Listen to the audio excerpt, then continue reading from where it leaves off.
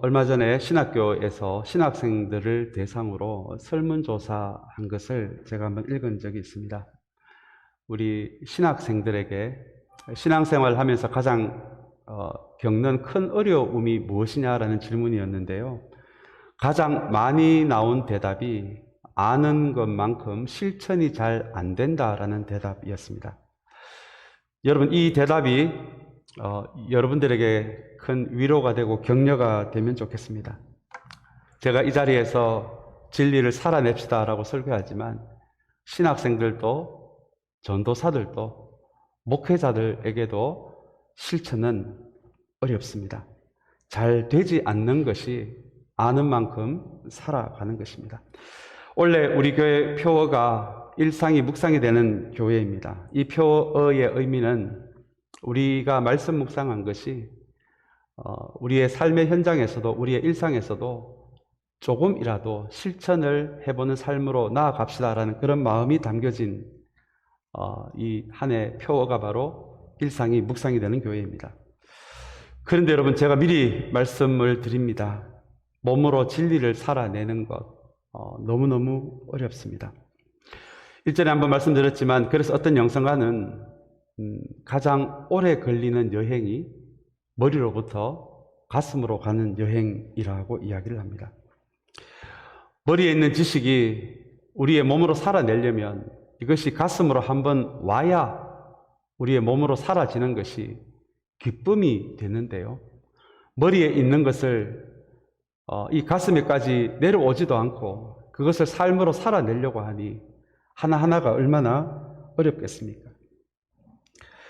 그렇다면 여러분, 어떻게 해야 합니까?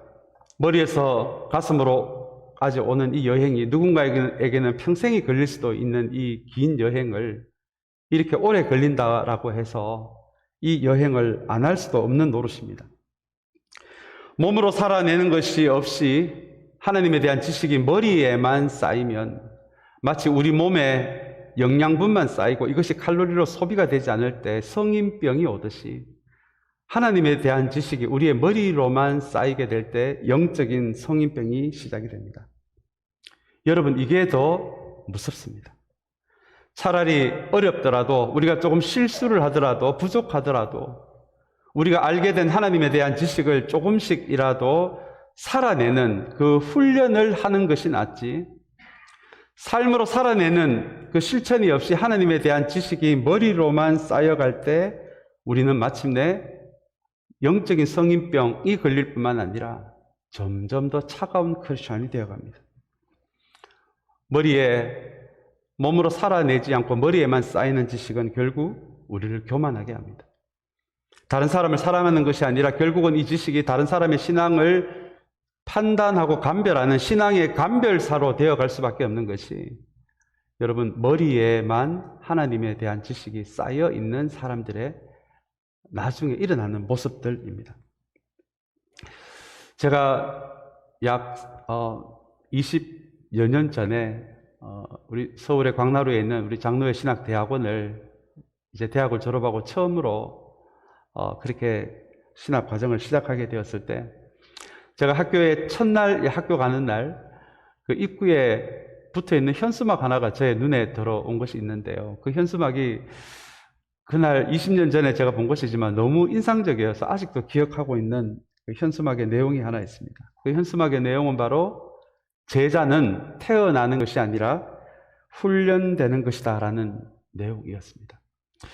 저는 이것이 크리스천의 삶을 어떻게 살아야 하는지에 대해서 저에게 가르쳐 주시는 하나의 내비게이션과 같은 구절이 제자는 태어나는 것이 아니라 훈련되어지는 것이다 라는 내용입니다.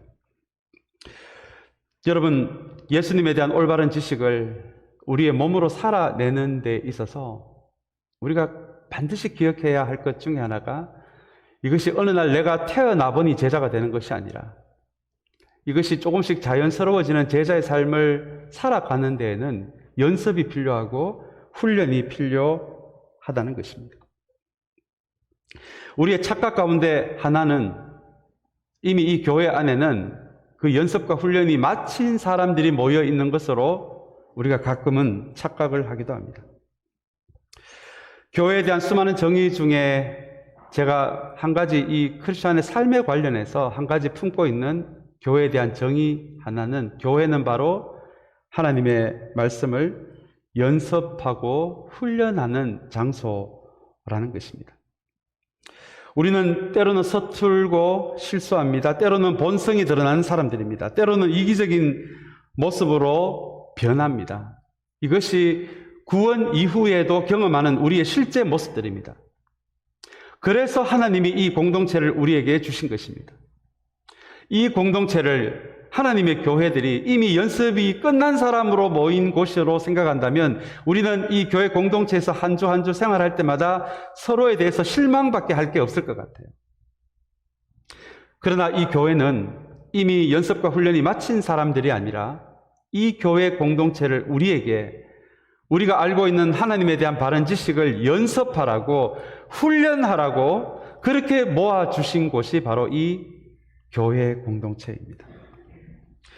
그래서 여러분, 교회는 관광지가 아닙니다. 어쩌면 군인들을 길러내는 훈련소 같은 곳이 여러분 교회입니다.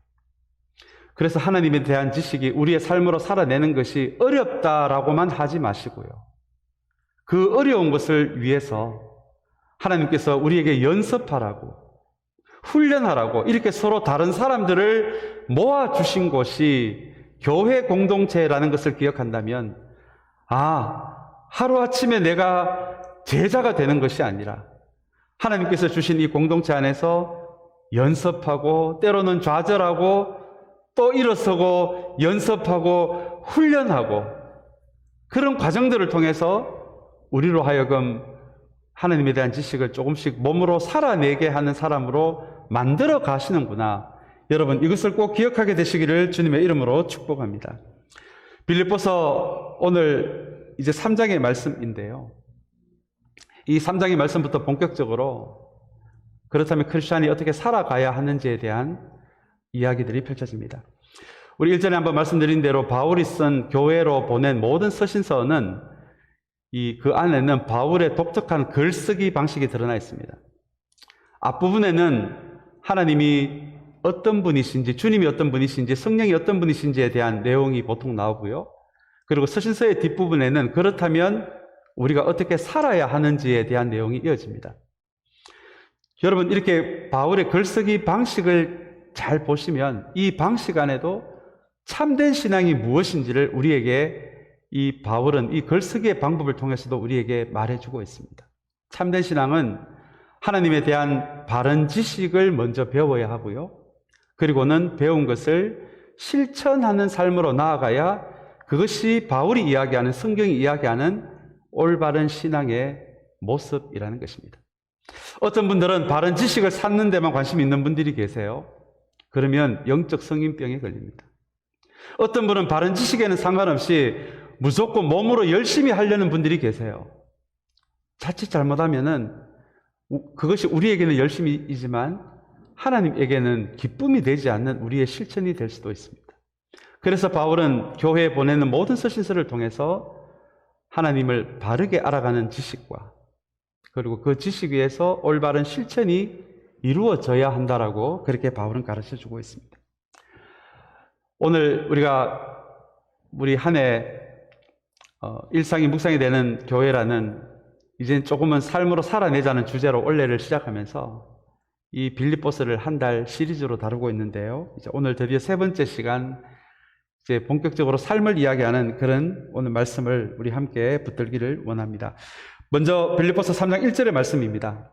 우리 1절의 말씀이 통상적으로 바울이 인사하는 말 같지만 오늘 삶이 무엇인지, 크리스찬으로 살아가는 것이 무엇인지를 가르쳐주는 굉장히 중요한 말씀이어서 우리 1절의 말씀 우리 한번 같이 저와 여러분이 함께 읽기를 원합니다. 끝으로 나의 형제 자매 여러분, 주 안에서 기뻐하십시오. 내가 같은 말을 되풀이해서 쓰는 것이 나에게는 번거롭지도 않고 여러분에게는 안전합니다 라는 말씀입니다. 오늘 이제 그렇다면 이제 크리스찬으로서 어떻게 일상을 살아가야 하느냐를 가르쳐주는 우리 첫머리에서 바울이 이렇게 이야기를 합니다. 바울이 직접 세운 이 빌립보 교회 교인들을 향해서 형제 자매 여러분이라고 이렇게 바울이 부르고 있습니다. 여러분, 이것이 우리의 일상에서 실천을 하는 삶을 살아가기 이전에 우리가 먼저 이 교회 공동체가 그것을 연습하는 장소가 될 수 있다라면 우리가 먼저 기억해야 할 것이 우리 모두는 주 안에서 형제 자매로 부름받은 사람들이라는 것입니다. 우리 한국교회가 유교 문화에서 자라다 보니, 성장하다 보니 목사, 장로, 권사, 집사 이렇게 나누어서 직분을 높낮이로 생각하는 경우가, 그것이 나쁜 의도는 아니라고 할지라도 유교 문화권에서 살아가다 보니 직분을 높낮이로 생각하는 분들이 참 많으신 것 같습니다. 근데 여러분, 오늘 본문을 우리 3장 1절을 가만히 보시면 바울이 이 교회를 세웠거든요. 빌립보 교회를 세웠는데, 빌립보 교회를 세운 다음에 이 빌립보 교회 교인들이 된 사람들에게 바울은 그 사람들을 향해서 형제 자매라고 부르고 있습니다. 목사, 장로, 권사, 집사, 직분이잖아요. 우리 모두는 주 안에서 함께 구원받은 한 형제 자매. 다시 이야기하면 우리 모두는 주님 안에서 한 식구가 되었다라고 하는 것이 오늘 바울이 빌립보 교회 교인들을 부르고 있는 이 명칭의 의미입니다. 여러분, 우리 식구끼리 우리의 어깨에 힘주지 않잖아요. 식구끼리 우리의 목소리에 힘을 주지 않잖아요. 여러분, 서로 목에 힘줄 것도 없고 어깨에 힘줄 것도 없는 사람들이 바로 식구가 아니겠습니까? 지금 그 시대에 모든 초대교회를 위시해서 1세기에 세워진 모든 교회에는 남자와 여자가 있었고 부자와 가난한 사람들이 있었고, 그리고 심지어 주인과 노예까지도 함께 모여서 예배를 드렸던 것이 1세기의 각 지역에서 세워진 교회들의 모습이었습니다. 그런데 바울은 사회적으로는 차별이 있을지 몰라도 주님 안에 있는 이 모든 부류의 사람들을 향해서 형제요, 자매요, 주 안에서 한 식구라고 지금 부르고 있는 것입니다. 사랑하는 여러분, 조금 전에 제가 이 교회 공동체는 우리 모두에게 하나님에 대한 바른 지식을 연습하라고, 훈련하라고 우리에게 주신 공동체라고 그렇게 말씀을 드렸습니다. 이곳이 우리의 참된 연습의 장소가 될 수 있다라면 결코 직분으로 높낮이를 가지고 그렇게 서로를 대할 수 있는 곳에서는 연습할 수 없고 실천할 수 없는 것이 바로 이 공동체가 될 것입니다. 그래서 바울은 이제 크리스찬으로서 어떻게 살아가야 할 것인지를 먼저 가르치는 자리에서 우리 모두는 높낮이가 없는 한 형제 자매요, 한 식구라는 것을 먼저 빌립보 교인들에게 가르쳐주고 있는 것입니다. 사랑하는 여러분, 우리 교회도 마찬가지입니다. 제가 이렇게 목사라는 이름으로 여러분들에게 이렇게 설교를 하고 있지만 저는 목사 이전에 여러분들과 한 식구가 된, 한 형제 자매가 된 사람들입니다. 여러분, 교회 안에 높낮이가 어디에 있겠습니까? 질서는 있지만, 하는 역할은 다르지만, 다시 한번 우리 모두는 주 안에서 동일한 형제 자매요, 한 식구라는 그 생각이 우리 안에 있을 때 비로소 하나님에 대한 바른 지식을 이 교회 안에서 연습하고 우리 훈련할 수 있는 참된 그런 공동체가 될 수 있다는 것을 다시 한번 기억할 수 있는 저와 여러분들이 되시기를 주님의 이름으로 축복합니다. 그리고 이 빌립보 교회 교인들을 향해서 한 형제 자매요라고 부르면서 참된 삶의 실천을 가르쳐주는 첫머리에 오늘 바울은 기뻐하십시오라고 가르쳐줍니다. 여러분, 기쁨과 비슷한 감정이 두 가지가 있습니다. 한 가지는 쾌락이고 한 가지는 행복입니다. 어떻게 생각해보면 이 기쁨과 비슷한 것 같아요. 그런데 여러분, 이 쾌락은 자세히 보시면 나만을 위한 이기적인 감정입니다. 이 쾌락이 언젠가는 중독으로 이어집니다. 그리고 우리가 일반적으로 이야기하는 행복이라는 단어가 있습니다. 이것도 기쁨과 비슷한 단어일 것 같은데 여러분, 비슷한 단어가 아닙니다. 행복이라는 것에는 환경이라는 전제가 붙기 때문에 그렇습니다. 환경이 이렇게 좋아서 내가 행복해지는 거예요. 그렇다면 나를 행복하게 하는 이 환경이 갑자기 나빠지면 나에게서 사라질 수도 있는 것이, 여러분, 그것이 행복입니다. 그러나 성경이 이야기하는 기쁨은 그런 것이 아닙니다. 나만을 위한 이기적인 기쁨도 감정도 아니고 환경이 좋아야지만 느낄 수 있는 행복과 같은 감정이 아닙니다. 그 모든 환경을 넘어설 수도 있는 것이 오늘 바울이 경험한 기쁨이고 바울이 이 빌립보 교인들에게 가르쳐 주고자 하는 이 감정인 기쁨입니다. 이 기쁨이라는 단어가 성경에 나오는 것을 여러분 가만히 보시면 이 기쁨이 하나님의 감정이라는 것을 우리는 알 수 있습니다. 하나님이 천지를 창조하시고 보시기에 좋았다라는 말씀이 나오죠. 이게 히브리어로 토브라는 단어입니다. 아름답다라는 표현이에요. 야, 내가 만들긴 했지만 너무너무 아름답네 라는 그 감탄의 말씀이 보시기에 좋았더라라는 표현입니다. 하나님의 기쁨의 표현입니다. 스바냐 3장 17절에 보시면 나중에 한번 이 말씀을 찾으셔서 한 단어 한 단어 한번 곱씹어 보시면 하나님의 기쁨이 어떤 것인지를 알 수 있는 곳이 또한 스바냐 3장 17절입니다. 이 스바냐 3장 17절에서 어떤 이야기를 하냐면 하나님이 너희들 때문에, 너희들은 이스라엘 백성들입니다. 이스라엘 백성들 때문에 너무 기쁘다라는 표현이 나옵니다. 그래서 그 기쁨을 참지 못하셔서 이스라엘 백성을 생각만 해도 흥얼흥얼 콧노래가 나올 정도로, 너희들 때문에 내가 노래가 나올 정도로 기쁘다라는 표현이 바로 스바냐 3장 17절에 나옵니다. 하나님과 올바른 관계 안에 있을 때, 하나님과 피조물이 올바른 관계 안에 있을 때 하나님은 그 피조물을 보기만 해도 흥얼흥얼 노래가 나올 정도로 피조물을 향해서 기쁘다라고 하는 것이 스바냐 3장 17절의 하나님의 감정인 기쁨입니다. 지난주에 말씀드렸던 히브리서 12장 2절도 예수님의 기쁨에 대한 너무너무 중요한 말씀입니다. 주님의 십자가로 인해, 주님의 희생으로 인해 하나님과 죄인인 인간이 다시 그 관계가 회복되는 그 화해가 주님의 입장에서 그게 너무너무 기뻐서 십자가 위에서 수치를 당하는 것, 부끄러움을 당하는 것, 십자가의 고통, 이것을 그 기쁨 때문에 참아내셨다라고 하는 것이 여러분 히브리서 12장 2절이 이야기하는 예수님의 기쁨입니다. 이것이 성경이 말하는 기쁨이에요. 쾌락을 넘어서고 행복을 넘어서는 기쁨입니다. 하나님이 언제 기뻐하시는지를 가만히 보니까 하나님이 하나님의 피조물인 우리 인간들과 올바른 관계 안에 있을 때, 그때, 그리고 이 피조물들이, 그리고 이 땅의 교회 공동체들이 하나님이 의도하신 교회다움을 가지고 있을 때, 그게 주님께는 가장 기쁨이 된다라는 거예요. 사랑하는 여러분, 신앙생활을 한번 돌아보시기를 바랍니다. 단순한 행복과 쾌락을 넘어서서 신앙생활 가운데 여러분들이 오늘 이 성경이 이야기하는 기쁨을 가졌을 때가 있었을 것 같아요.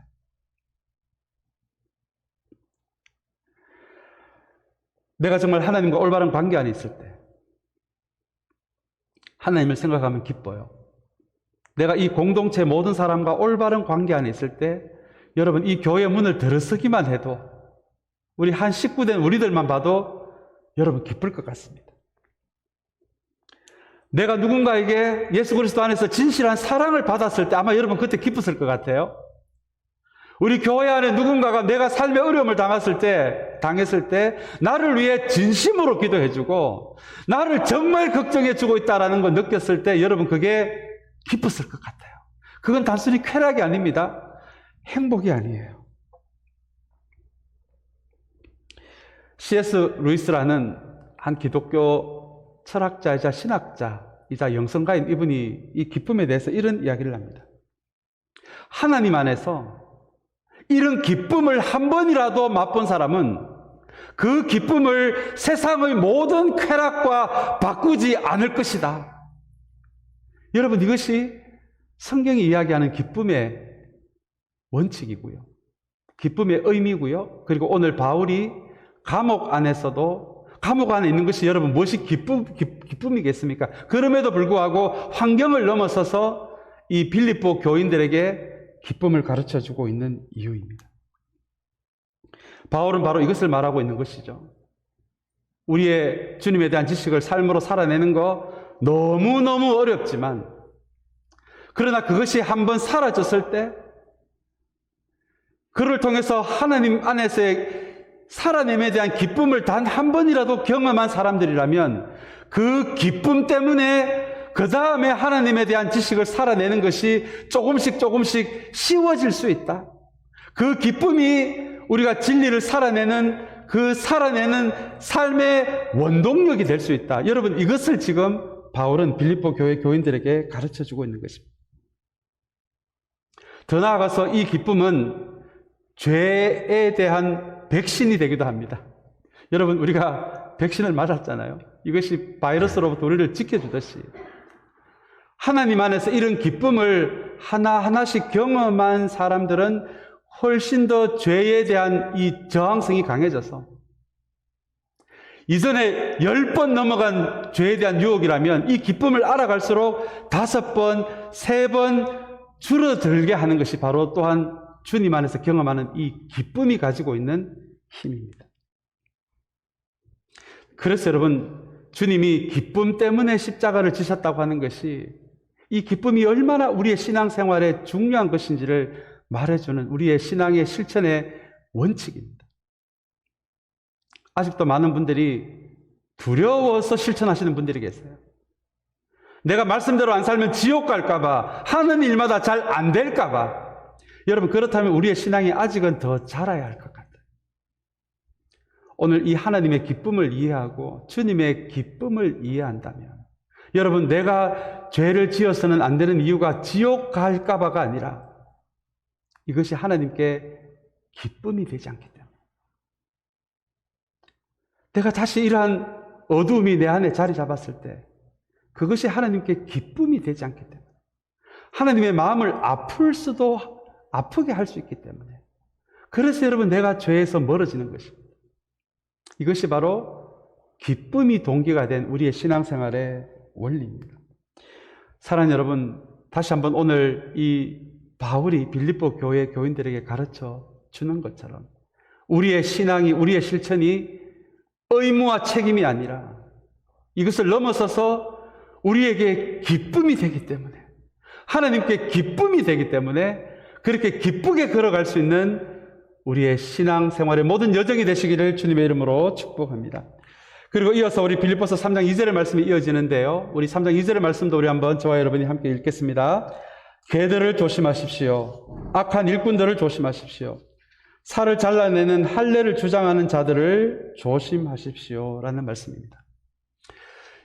여러분, 이 바울이 웬만해서는 이렇게 격한 단어를 쓰지 않는데요, 개들을 조심하십시오. 여기 나오는 이 개들은 집에서 키우는 애완용 개가 아니고 들개를 의미합니다. 쓰레기통을 뒤지고, 그리고 병균을 옮기고, 그리고 사람을 경계해서 사람을 물어버릴 수도 있는 이 들개를 의미하는 것이 오늘 이 바울이 사용하고 있는 이 개들입니다. 개들은 바로 그 다음 문장에 이어지는 악한 일꾼들을 의미합니다. 그리고 그 사람들은 구체적으로 살을 잘라내는 할례를 주장하는 사람들을 의미합니다. 이 사람들은 어떤 사람들이냐면 절반의 진리를 말하는 사람들이에요.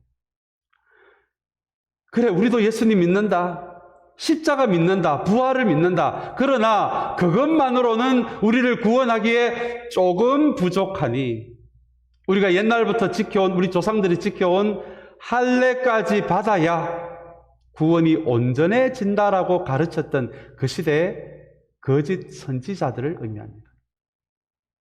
예수를 안 믿는 사람들이 아니에요. 믿는 사람들입니다. 그러나 이 사람들의 가르침은 복음만으로는 조금 부족하다라고 가르치는 사람들. 그래서 거기에 우리의 피부를 잘라내는 할례를 하는 우리의 열심이 더해져야 한다.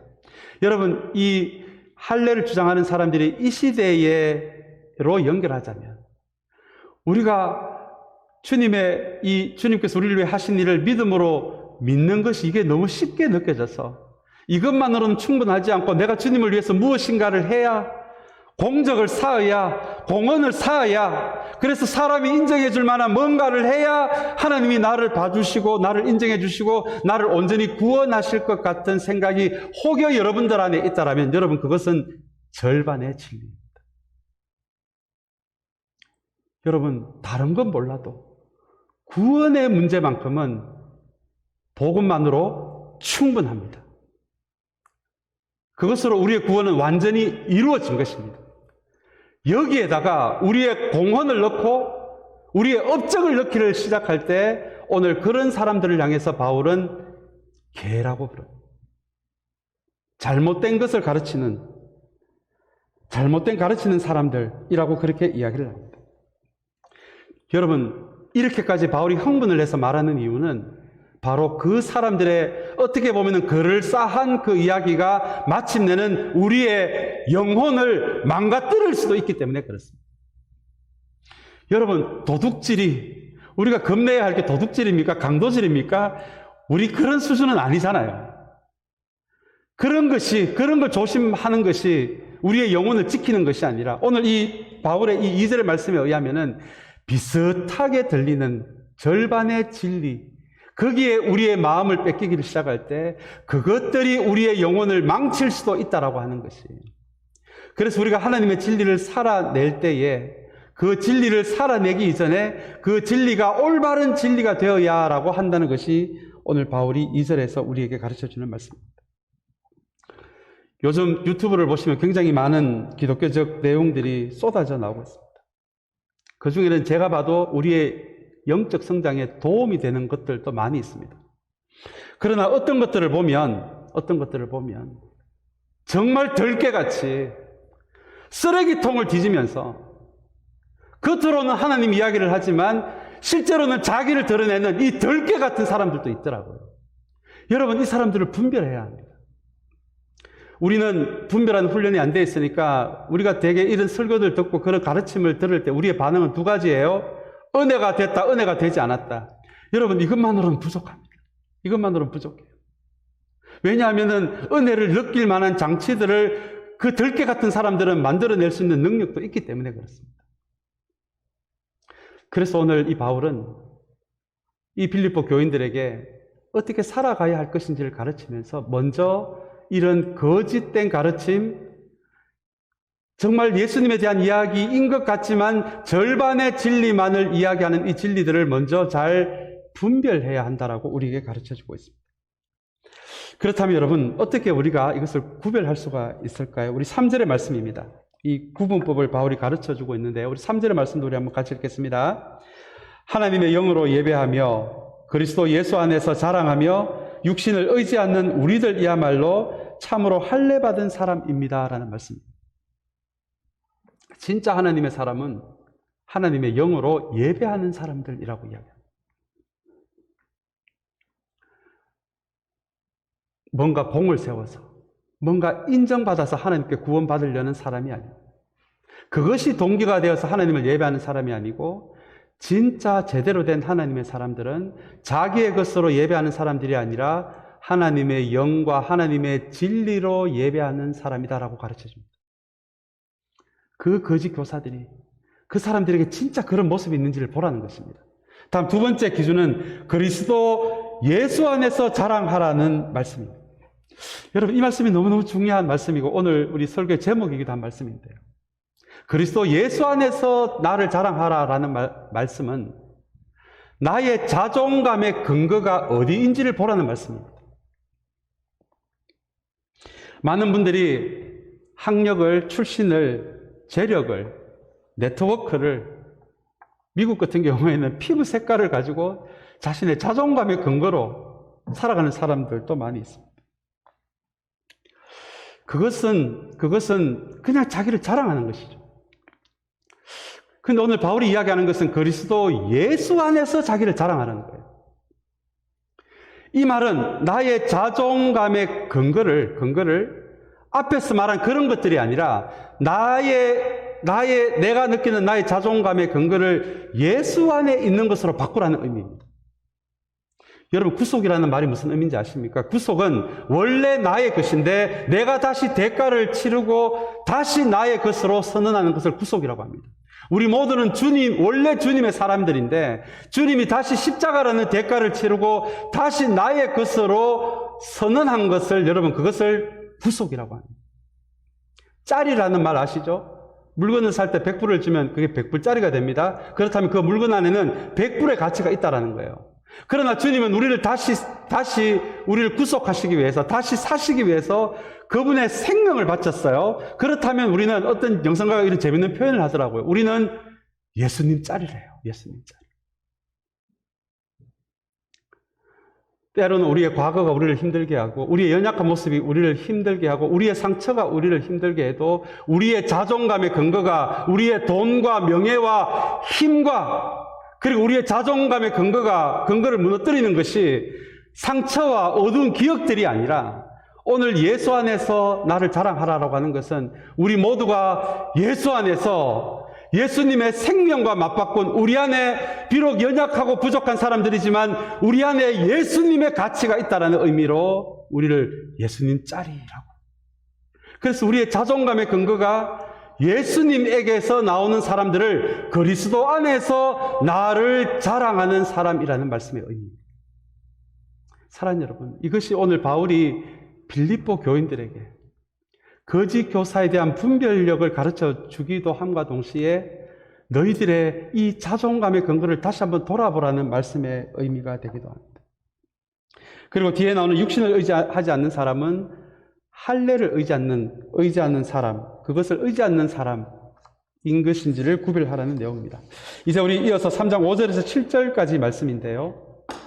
우리 5절에서 6절까지 말씀해 보면 참 독특한 말씀입니다. 바울이 너가 지금 할례 받은 사람들이 자랑하는데 그래 이참에 내 자랑도 한번 할게 라고 하면서 이야기한 것이 5절에서 6절까지 내용인데요. 여러분 이 내용이 가만히 보시면 참 재밌는 내용이 있습니다. 보시면 나도 8해 만에 뭐를 받았다고요? 할례를 받았다. 야, 너가 할례 안 받으면 구원 못 받는다라고 이야기하지만 나도 할례 받은 사람이야 라는 내용이고요. 그리고 이스라엘 민족 가운데서도 무슨 지파라고 합니까?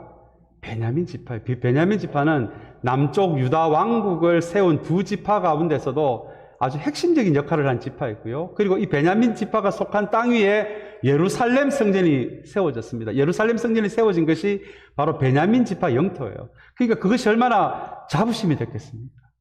지역에 대한 자부심이죠. 출신에 대한 자부심이죠. 히브리 사람 중에서도 히브리 사람이다. 나는 어릴 때부터 율법으로 교육받은 사람이다라는 말씀의 의미고요. 바리새파 사람, 바리새인들이요. 예수님에게는 비판을 받은 사람이지만 바리새인들이 이스라엘 사람들의 입장에서는 독립투사들이었어요. 로마의 식민지 가운데 살았지만 민족의 정체성을 잃지 않기 위해서 구약을 연구하는 사람이었고 구약을 가르친 사람이 바리새파 사람들이었습니다. 우리 소그룹 성경 공부라는 말 아시죠? 그걸 제일 먼저 만든 사람들이 이 바리새파 사람들이에요. 그 정도로 이 사람들은 그 시대 이스라엘 백성들에게는 독립투사같이 여겨졌던 사람들이었거든요. 그리고 6절에 보시면 열성으로는 교회를 박해한 사람이다. 열정만큼은 나를 따라올 사람이 없을 것이다 라는 말이에요. 왜냐하면 바울은 뭔가에 한번 꽂히면 끝장을 보는 성격이었거든요. 그래서 악착같이 초대교회 사람들을 죽음의 자리로 몰았던 사람이 바로 이 바울이잖아요. 그래서 초대교회 교인들이 가장 공포스러워했던 사람이 바로 이 바울이었습니다. 왜냐하면 바울은 한번 꽂히면 대충 하는 사람이 아니었거든요. 아마 바울의 이런 기질 때문에 주님이 선교사로 세운 것이 아닌가 저는 그렇게 추측해 봅니다. 그래서 바울의 선교사를 보면 구타를 당해서 성 밖으로 쫓겨났는데 그런데 보통 사람 같으면 다시 들어가면 또 맞으니까 그 성을 떠날 텐데 바울이 또 그 성 안으로 들어가는 장면이 나와요. 왜냐하면 바울은 한번 꽂히면 끝장을 보는 사람이에요. 그게 바울이 가지고 있는 열정이었습니다. 가문도, 피도, 학력도, 출신도, 지역도, 열정으로도. 그러나 이 모든 것이 내가 자랑한다면 자랑할 만하고 이것이 나의 자존감의 근거가 되려면 나는 너희들보다도 비교도 안 되는 그런 자존감으로 넘칠 수도 있는 사람이 나 자신이 될 수 있다는 표현이 5절, 6절의 말씀이에요. 그러나 그럼에도 불구하고 우리 7절의 말씀으로 한번 같이 읽겠습니다. 우리 7절 말씀 같이 읽겠습니다. 나는 내게 이로웠던 것은 무엇이든지 그리스도 때문에 해로운 것으로 여기게 되었습니다. 이런 엄청난 자기가 자랑할 만한 것이 있어도 결국은 나는 나의 자존감의 근거를 여기에서 찾는 것이 아니라 나는 예수 그리스도 안에서 찾겠다. 나는 예수님 자리가 된 사람이다. 내 안에는 예수님의 가치가 있는 사람이다. 앞에 있는 것이 예수 밖에 있을 때는 이것이 나의 자랑거리가 될 수 있을지 몰라도 예수 안에 있을 때는 이것과는 비교가 되지 않는 내 안에 예수를 소유한 사람이 되었고 예수 그리스도의 가치가 내 안에 있는 것이고 예수님의 그 존귀함이 내 안에도 있다라고 선언하는 것이 여러분 실절의 말씀입니다. 그렇다면 여러분 우리가 회심이라고 하는 것이 뭔지 알 것 같아요. 여러분 회심이라는 거, 우리 회심을 통해서 구원에 이르잖아요. 회심이라는 것이 단순히 믿습니다가 아니에요. 우리가 회심을 믿습니다로만 하면 우리가 이걸 조금 부분적으로만 알고 있는 것이에요. 오늘 이 바울의 자기 경험에 보자면 예수 안에서 정말 내가 내 삶을 돌이킨 사람이고 내가 구원받은 사람이고 거듭난 사람이 맞다면 그것을 보여주는 하나의 증거가 나의 자존감의 근거가 어디에서 나오냐라는 것이에요. 내가 정말 나의 자존감의 근거가 앞에서 이야기한 그런 것이 아니라 예수님의 십자가를 통해서 내가 존귀한 사람이 되었다라는 나의 자존감의 근거가 거기에서 나오고 있다면 여러분, 저와 여러분들은 구원받은 사람이 맞습니다. 진짜 회심한 사람이 맞아요. 그러나 내가 크리스천이 됐음에도 불구하고 나의 자존감의 근거가 돈과 번영과 네트워크와 지역과 피부 색깔에서 나오는 것이라면 여러분, 내가 정말 회심한 사람인지를 다시 한번 돌아보시길 바랍니다. 오늘 우리가 어떻게 살아야 하는지에 대한 이야기에서 오늘 바울이 다시 한번 이 회심에 대한 이야기를 하는 것이 이것이 이 출발점이 이루어져야 그 다음에 우리가 살아내는 것이 가능하기 때문에 그렇습니다. 사랑하는 여러분, 다시 한번 오늘 이 바울이 우리에게 들려주는 말씀처럼 오늘 이 예배 시간 가운데 다시 한번 우리의 자존감의 근거가 어디에서 나오는지를 다시 한번 돌아볼 수 있는 우리 저와 여러분 그리고 이 예배의 자리가 되시기를 주님의 이름으로 축복합니다. 우리 마지막으로 8절 9절 말씀 읽고 마치도록 하겠습니다. 우리 너무너무 중요한 말씀이어서 우리 2절 말씀 우리 한 목소리로 우리 한 단어 한 단어 우리의 마음에 새기는 마음으로 그렇게 한번 읽겠습니다. 그뿐만 아니라 내 주 예수 그리스도를 아는 지식이 가장 고귀함으로 나는 그 밖의 모든 것을 해로 여깁니다. 나는 그리스도 때문에 모든 것을 알았고 그 모든 것을 오물로 여깁니다. 나는 그리스도를 얻고 그리스도 안에 있는 사람으로 인정받으려고 합니다. 나는 율법에서 생기는 나 스스로의 의가 아니라 그리스도를 믿는 믿음으로 말미암아 오는 의 곧 믿음에 근거하여 하나님에게서 오는 의를 얻으려고 합니다. 여러분 오늘 이 말씀을 가만히 보시면 이 말씀이 주는 한 가지의 숨은 메시지 하나는 우리 모두가 전부를 얻을 수는 없다는 거예요. 우리의 신앙의 여정을 걸어가면서 명예도 얻고 힘도 얻고 부도 얻고 인정도 받고 구원도 받고 믿음도 성숙해지고 이런 거는 없다는 거예요. 여러분. 오늘 가만히 보시면 8절 9절 보시면 내가 예수를 믿기 때문에 내가 잃는 것이 있어요. 바울이 잃은 것처럼. 그런데 내가 예수 그리스도를 주님으로 고백하면서 내가 또 얻는 것이 있어요. 그 9절에 보니까 그것이 내가 8절 후반에 보면 그 외의 것은 오물로 여기고 그리스도를 얻고라는 말씀이 있습니다. 여기서 여러분 오해하시면 안 됩니다. 부명예, 인정, 나쁜 게 아니에요, 여러분. 이게 왜 나쁜 것이 되겠습니까? 이거 주님께서 우리에게 주실 수도 있는 거거든요. 문제는 나의 자존감의 근거를 그것으로 삼을 때 문제가 시작이 되는 거예요. 그 우선순위가 잡히지 않으면 내가 예수 안에도 있고 싶고 이 모든 것에서 안에도 거하고 싶어서 나의 자존감의 근거가 이 모든 것이 되려고 할 때 여러분 신앙은 변질되기를 시작합니다. 그러나 내가 한 번은 내 인생에서 한 번은 이 모든 것을 한번 오물로 여기고 버릴 수 있어야 내가 주님 안에서 다시 발견되는 사람이 될 수 있고 내가 그리스도를 얻는 사람이 될 수 있다라고 하는 말씀이 8절 9절의 말씀입니다. 내가 예수 그리스도 안에서 먼저 발견되는 사람이 되어야 그 다음에 하나님이 우리에게 주신 것을 온전히 다스릴 수 있는 사람이 될 수 있다라는 것이 여러분 오늘 이 8절 9절이 우리에게 들려주는 말씀의 의미입니다. 사랑하는 여러분, 다시 한번 어떻게 살아가야 하느냐에 대한 말씀에서 다시 한번 너희들의 회심을 돌아보라는 이 말씀에 이 바울의 의도를 붙들면서 저와 여러분 오늘 이 예배 시간을 통해서 다시 한번 우리의 모든 자존감의 근거가 예수 그리스도 안에서 그렇게 생겨나는 그런 은혜가 있는 저와 여러분들이 되시기를 주님의 이름으로 축복합니다. 우리 다 같이 기도하겠습니다.